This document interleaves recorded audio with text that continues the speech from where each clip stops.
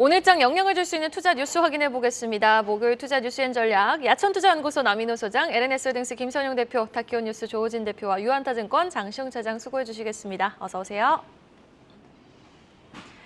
밤사이 뉴욕 증시는 하락 마감했지만 장 마감 이후 발표한 엔비디아의 또 어메이징한 실적에 오늘 국내 증시는 훈풍을 기대해 봄직하겠습니다. 첫 번째 이슈, 실적 발표 후 시간에서 폭등하고 있는 엔비디아 소식부터 확인해 보겠습니다. 와우, 진짜 1분기 실적 워낙 잘 나올 줄 알았지만 이렇게 잘 나올 줄 몰랐습니다. 2분기 가이던스까지 전망치를 아주 시원하게 상회를 해줬는데 핵심 포인트 어디에 있었을까요? 네, 사실 젠슨 황 CEO가 어저께 이제 미 정부한테 한마디 했죠. 당신들 중국 포기하면 나중에 진짜 미국 반도체 시장 문제 있을 수 있다라고 강하게 얘기하길래 이번에 뭔가 믿는 구석이 있는가라고 싶었습니다. 근데 사실 시장의 가이던스도 이제 원래는 좀 많이 갈리다가 이제 점점 발표일이 다가오면서부터 잘 나올 것이다라는 의견이 많았고요. 사실 저도 개인적으로 그렇게 의견을 제시를 하고 다녔었는데 실적이 너무 잘 나왔습니다. 특히 가이던스 보고 저 진짜 깜짝 놀랐는데요. 일단 많은 관심을 받았던 엔비디아가 실적 발표를 드디어 했습니다. 일단 EPS와 매출 모두 예상치를 비트했고요. 일단 매출 같은 경우는 원래 이제 6.52 빌리언을 예상했었는데 7.19가 나왔습니다. 그리고 EPS는 0.91을 예상했는데 1.06이 나왔고요. 각각 10%와 15% 이상씩 비트를 했다고 좀 보시면 될 것 같습니다. 가장 놀라운 건 앞에서 말씀드린 대로 가이던스였는데 매출 가이던스가 원래 시장 예상치는 7.13 빌리언이었습니다. 근데 15빌리언을 발표했고요. 이게 50%를 비트해버렸고요. 제일 또 놀라웠던 거는 이제 난갭 마진율인데 이번 분기 같은 경우는 66.8%가 나왔습니다. 근데 다음 분기는 70%, EPS도 약 1.5% 정도 예상이 된다는 그런 수치가 발표가 됐습니다. 일단 엔비디아 실적이 발표가 잘 나오면서 현재 지금 이제 장후 마켓에서 이제 23.7%가 주가가 급등을 하고 있는데요. 아무래도 반도체 시장에 대해서 이제 아무래도 이걸 영향을 받겠죠. 오늘 우리나라 시장 긍정적 영향을 받아서 오늘 우리나라 반도체 주가들이 다시 한번 좋은 모습을 보일 수 있을 것 같은데 삼성전자를 비롯해서 최근에 조금 이제 쉬어가는 흐름이 나왔지만 오늘 좀 분위기를 반전할 수 있지 않을까라고 판단하고 있습니다. 어쨌든 반도체가 그동안 좀 굉장히 많이 의견이 나눴었죠. 근데 제가 오래전부터 저도 이제 반도체는 그냥 매수해 두시면은 괜찮으실 것 같다는 의견을 많이 드렸었는데 다행히 최근에 좀 많이 좋은 모습을 보여주고 있는 것 같고요. 어쨌든 엔비디아가 좋은 모습 보이고 있고 오늘 우리나라에도 이 영향을 미칠 수 있을 것 같고 오늘 밤에 미증시에도 반도체 시장에 대해서 좀 긍정적인 어떤 뷰나 어떤 예상치들이 나올 수 있을 것 같습니다. 어쨌든 엔비디아 가지고 계신 분들은 그대로 유지를 하시는 전략 좋을 것 같고요. 오늘 반도체 보유하고 계신 우리나라 국내 투자자분들도 그대로 유지 한번 해보시고 투자를 그대로 이어가 보시되 이게 뭐 단계적으로 끝날 문제는 아니라고 봅니다. 어쨌든 AI라는 굉장히 좋은 이슈들도 나와 있고 정말 많은 것들이 나왔기 때문에 그대로 뷰는 유지하시고 좀 중장기적으로 지켜보시는 뷰도 좋을 것 같다는 의견 드리겠습니다. 네, 어제 또 정규 시장에서는 음식료 쪽 그리고 품절 쪽까지 좀 강하게 거래량이 실리면서 강세를 보이는 모습을 보였는데 과연 이 엔비디아의 긍정적인 실적 발표가 오늘 또 국내 증시 분위기를 좀 바꿔놓을지 여부 여러분 주시해 보시면서 투자에 또 임해 보시면 좋을 것 같습니다. 자, 이렇게 엔비디아는 AI 러쉬를 등에 업고 주가 올해 들어서만 2배 넘게 급등, 고공행진하는 모습을 보이고 있는데 막상 이 인공지능 AI가 운용하는 ETF의 수익률은 올해 S&P 500 지수의 상승폭보다 저조했다고요? 예, 그렇게 집계가 나왔습니다. 우리 시청자 여러분 모두 다 궁금하실 겁니다. 요즘 간혹가다 홍보도 나오죠.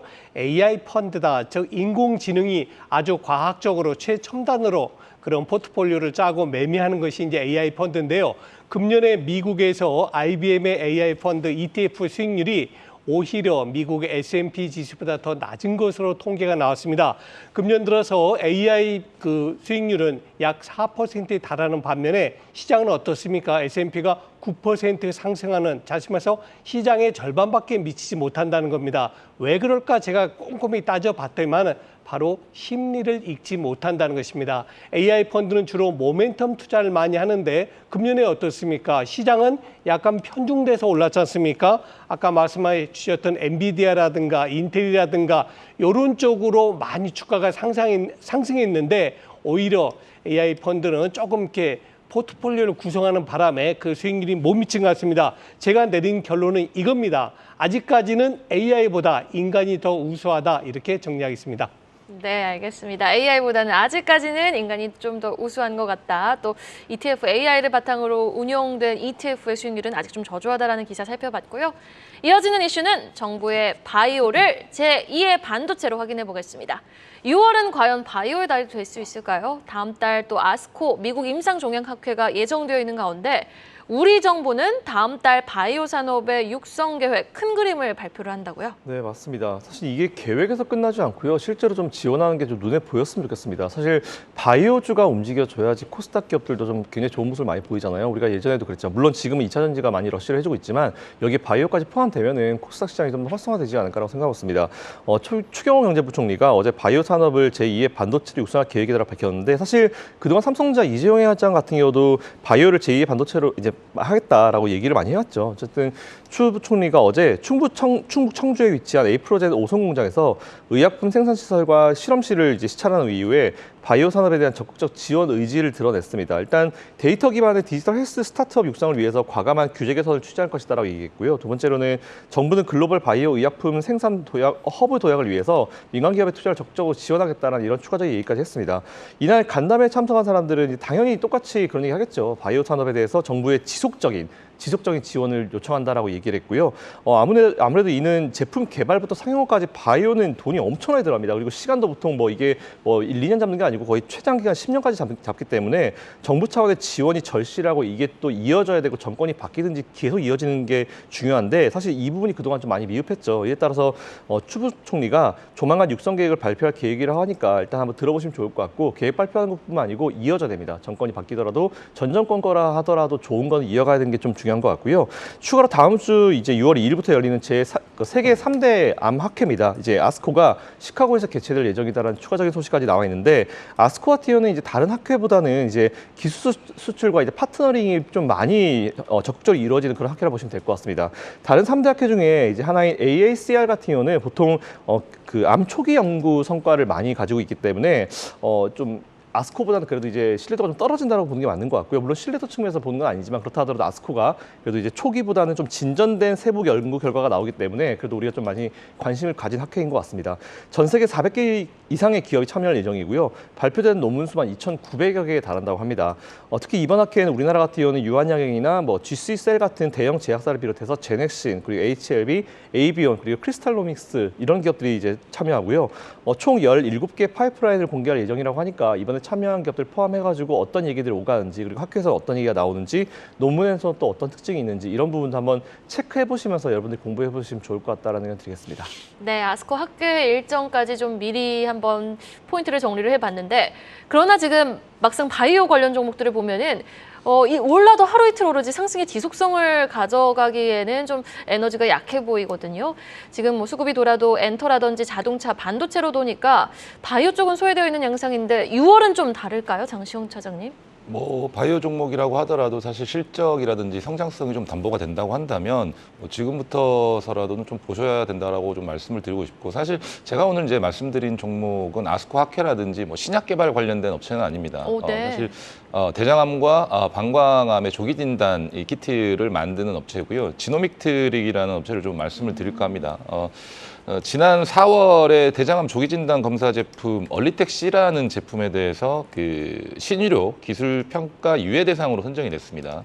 그러면서 국내 병원의 의료진들이 이제 제품 코드를 발급을 할 수가 있고요. 그를 통해서 진단 목적으로 이 대장암 조기 진단 검사 제품 얼리텍C를 판매를 할 수 있게 됐다라는 점이 좀 긍정적이고 이미 1차 의료기관에 대략 한 1,300개 공급처를 통해서 200만 명 이상 잠재 고객을 좀 확보해낸 상태입니다. 근데 이번 제도를 통과를 하게 되면서 실손보험 적용이 가능했다라는 거고 이 말이 뭐냐면 국내 시장이 이제 본격적인 판매가 시작됐다라고 좀 보시면 될 것 같습니다. 그리고 올해 실손보험이 적용이 되고요. 내년은 건강보험 정제가 완료될 것으로 전망이 되게 되는데 이게 건강보험까지 적용이 되면 보수적으로 추정해도 국내에서만 대략 한 1,500억 정도의 매출 창출이 가능해집니다.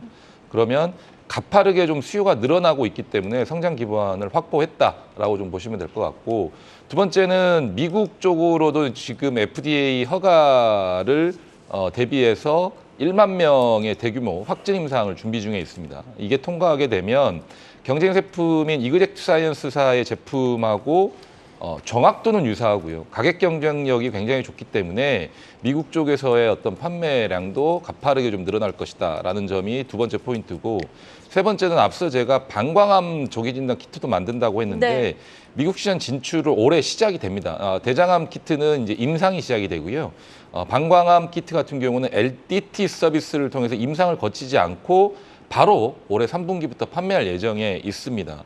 그래서 이 제품 역시도 경쟁사 제품보다 정확도가 훨씬 높고 그래서 출시 이후에 가파른 매출액을 증가를 좀 기대해 볼 수 있는 상황이기 때문에 뭐 올해 하반기부터는 사실은 실적에 대한 모멘텀이 거의 확실시되고 있다라는 점을 조금 이 생각을 해보시면 좋을 것 같고 그래서 지금부터서라도 뭐 신약 개발에 대한 이슈라든지 이런 부분들은 사실 저희가 정확하게 예측을 하기가 힘들지 않습니까? 그러면 어느 정도 실적이 좀 확보돼 있고 또 매출 실적이라는 영업이익 실적이 계속해서 늘어나는 부분들을 우리가 확인할 수 있다고 한다면 그 종목은 사실 제조업의 어떤 다른 회사들과 똑같은 상황으로 좀 봐주시면 좋을 것 같아요. 그래서 지금부터서라도 잘 봐주시면 뭐 또 분위기가 바이오 쪽으로 좀 훈풍이 불어닥치기 시작하는 시점이라고 한다면 그때 같이 편승해서 주가가 상승할 수도 있기 때문에 지금부터 잘 살펴보시면 좋을 것 같다고 좀 말씀드리고 싶습니다. 확실히 실체가 있는 모멘텀이 있다 보니 바이오주 안에서도 조금 주가 탄력이 굉장히 에너지가 느껴지는 종목 지노믹틀인데요. 대장암 키트는 이제 임상에 들어가고 방광암 키트는 3분기부터 판매를 개시한다고 하니까 한번 주가 추이 조금 더 탄력적으로 한번 기대해 보도록 하겠습니다. 이어서 바이오와 같이 주가 바닥권역에서 잘 벗어나지 못하는 수소 섹터로 한번 눈을 돌려보죠. 벌써 작년 이맘때인가요? 상장과 동시에 아주 뜨거운 관심을 받았던 범한 퓨얼셀이 공시를 해놨습니다.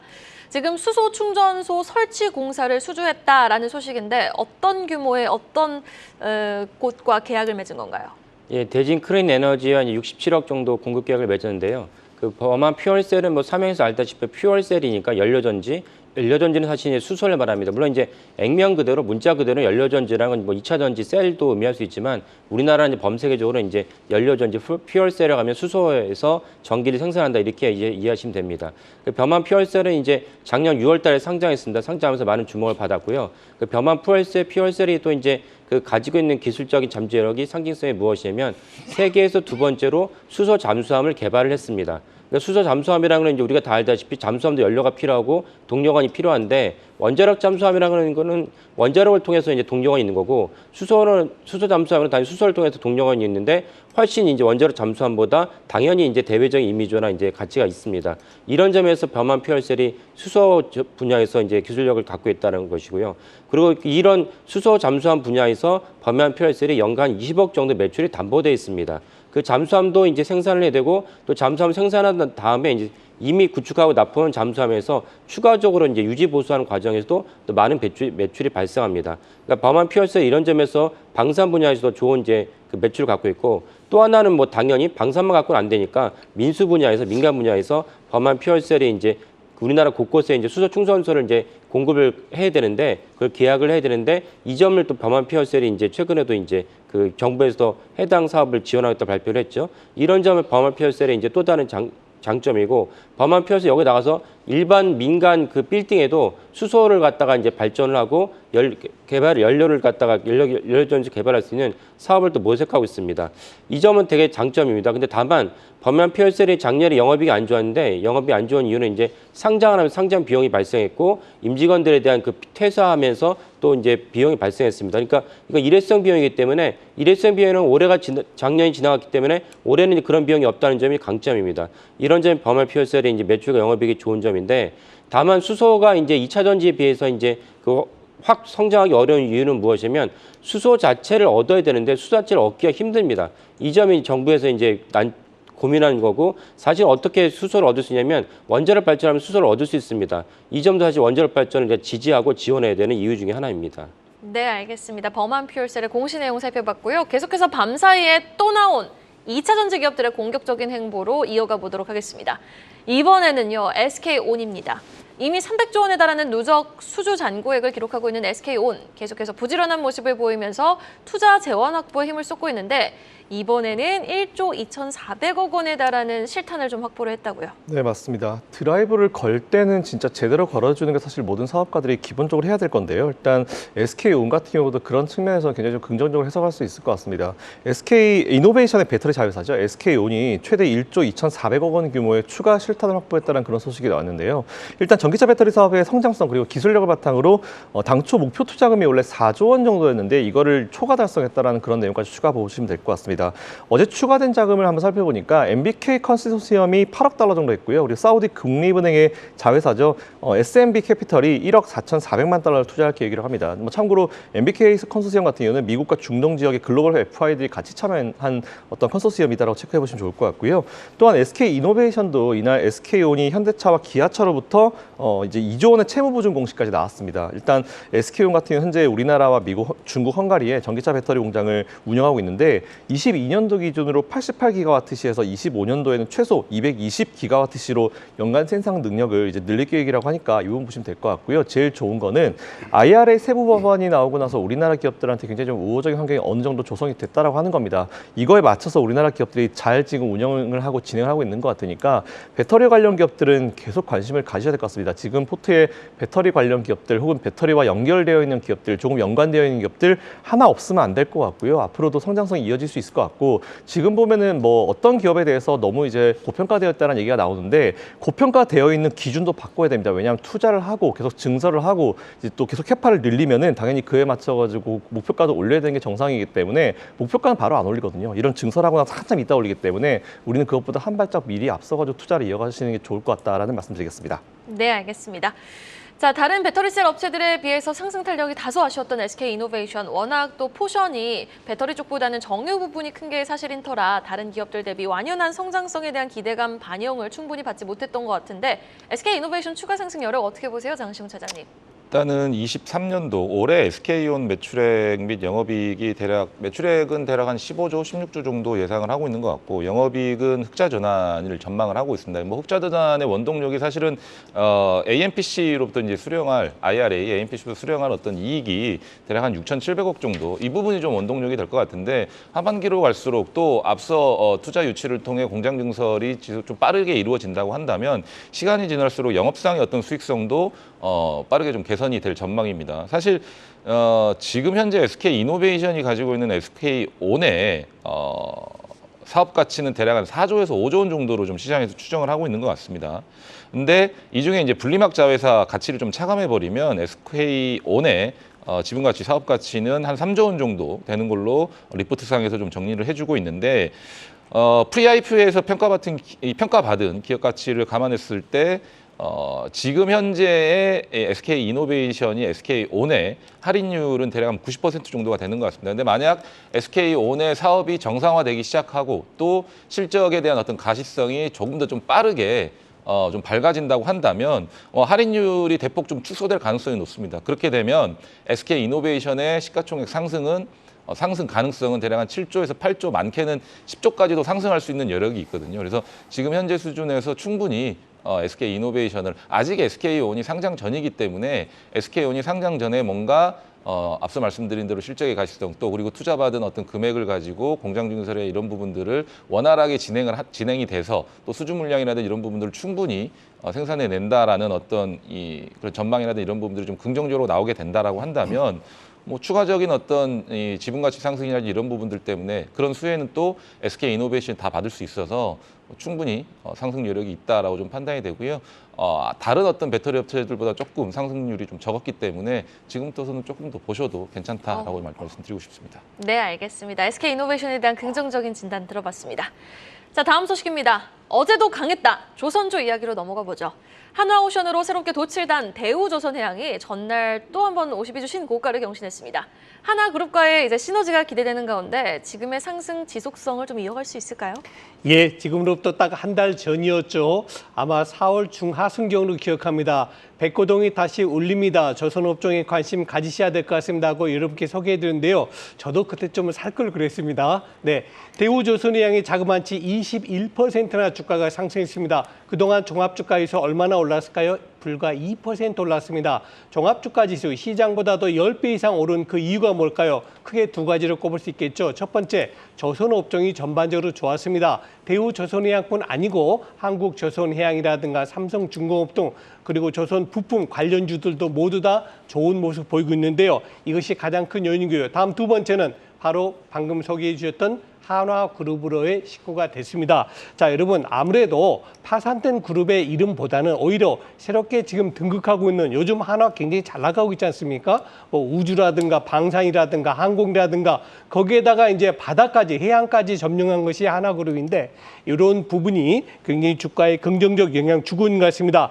게다가 이제 마지막으로 말씀드린 것은 시너지 효과, 다시 말해서 한화그룹은 딱 조선만 있는 게 아니지 않습니까? 유통부터 시작해서 방산이라든가 여러 가지 산업을 영위하고 있기 때문에 그 시너지가 굉장히 클 것으로 보여집니다. 그리고 이제 다음 달이죠. 6월 중순경 되면은 대우조선해양의 사명은 없어지고 한화오션이라는 새로운 이름으로 이제 단장을 하게 돼 있습니다. 당분간 대우조선해양 앞으로 한화오션 계속 관심을 가셔야 될 것 같습니다. 다음 달부터 이제 한화오션으로 출발하는 대우조선해양의 신고가 경신 기사 한번 살펴봤는데 이렇게 조선주들이 상승하면서 우리 투자자분들이 또 주목해 볼 만한 종목이 있을까요, 장시홍 차장님? 사실 이제 최근에 조선주들 중에 좀 주가 상승률이 도드라졌던 종목 두 가지가 뭐 대우조선해양과 삼성중공업인데 두 회사 모두 이제 LNG선 발주가 최근에 많이 나오고 있습니다. 그래서 LNG 운반선, 뭐 LNG 추진선 등 LNG 관련된 선박들에 대한 어떤 이 수주 잔고가 굉장히 많은 회사들이고 앞으로도 그에 대한 수주가 좀 기대되는 회사들인데 두 회사 모두 사실은 뭐 대우조선해양이 낫다, 삼성중공업이 낫다 이렇게 말씀드리기 좀 어렵고요. 두 회사 모두 앞으로 좋은 실적을 기록하고 좋은 어떤 주가 흐름을 좀 이어갈 것으로 좀 기대하고 있는데 두 회사에 모두 핵심 부품을 납품하는 회사가 있습니다. 동성화인텍과 한국카본인데 사실 한국카본은 화재, 공장 화재 때문에 살짝 지금은 뭐 영업활동이라든지 이런 부분들이 재개되기에는 좀 시간이 걸릴 것 같고 그로 인한 수혜를 동성화인텍이 받을 것 같은데 LNG선 같은 경우는 천연가스는 기체 상태입니다. 이 기체 상태를 액화 상태로 바꿔서 보관을 한 다음에 운반을 하게 되는데 그 액체 상태를 유지해주는 보냉제를 만드는 회사가 동성화인텍이라고 보시면 될 것 같습니다. 2020년 올해 1분기 말 기준 수주 잔고가 1조 7천억 정도이고요. 계속해서 높은 수준을 유지하면서 조선사들이 역대 최대 수준의 LNG선 발주를 좀 기록을 하고 있습니다. 2023년에도 계속해서 어떤 그런 수준의 발주를 이어가고 있는데 수주 잔고 증가 속도가 뭐 예전 2020년, 22년, 21년, 22년보다 조금은 둔화됐지만 계속해 좀 수주 잔고가 늘어날 수 있을 것 같기 때문에 이런 이 앞선 이제 대우조선해양이라든 삼성중공업의 수주가 계속 늘어나면 늘어날수록 사실 동성화인텍이나 한국카본의 수주 잔고도 계속해서 늘어날 수밖에 없거든요. 그래서 지금 현재 있는 수주 잔고도 충분하지만 앞으로 더 늘어날 여지가 많기 때문에 실적은 그에 따라서 동행할 가능성이 굉장히 높습니다. 그래서 추가적으로 더 성장할 가능성이 높습니다. 그래서 하반기에 영업이익이 대략 한 173억 원 정도로 전망이 되고 있는데 뭐 이렇게 되면은 내년, 내후년까지도 실적 성장이 좀 지속될 것으로 좀 보여지고 있고 지금 사실 한국카본이 화재 때문에 공장이 좀 가동이 안 된 부분에 대한 수혜도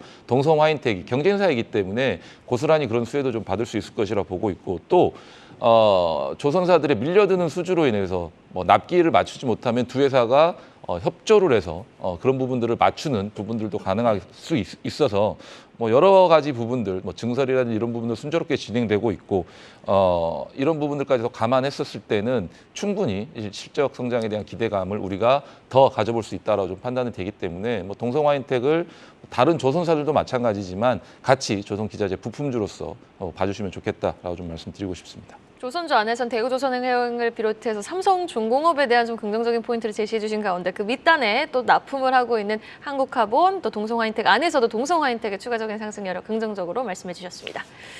자, 이어서 공시 내용 한번 확인해 보도록 하겠습니다. 지금 아시아나항공이 부당 이득금 반환 청구 소송을 제기했다라는 공시가 나왔는데요. 주가에 어떤 영향을 미칠 수 있을까요?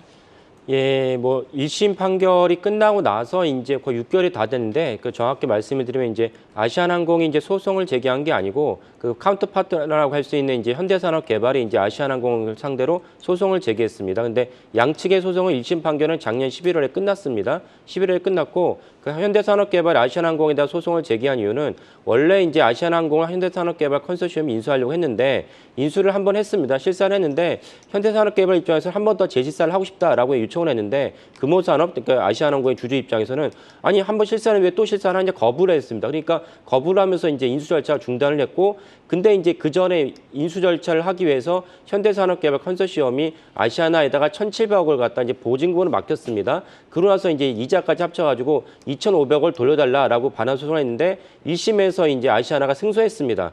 그러면 이제 11월에 승소를 했는데 민사 같은 경우는 이제 1심이 끝나면 판결문을 수령하고 2주 이내에 이제 항소를 갖다가 이제 제출장을 내야 되는데 2주 훨씬 지났죠. 그러니까 이제 현대산업개발 입장에서 다른 별건으로 너네가 사실은 이런 이행 보증금을 갖고 다른 식으로 이제 부당하게 이득을 갖다 챙기려 한 것이다. 그래서 부당 이득금 반환 청구를 한 것입니다. 그러니까 전체적으로 봤을 때는 우리나라는 1심 판결이 거의 대부분 그걸로 끝난 경우가 많습니다. 그러니까 사실은 거기에도 불구하고 여기다 2심을 갖다가 요청을 하는데 항소장 제출 기한을 넘겼음에도 불구하고 별건으로 이제 그 제출했다는 것은 현실적으로 봤을 때 아시아나 승소할 가능성이 높지 않을까라고 봅니다.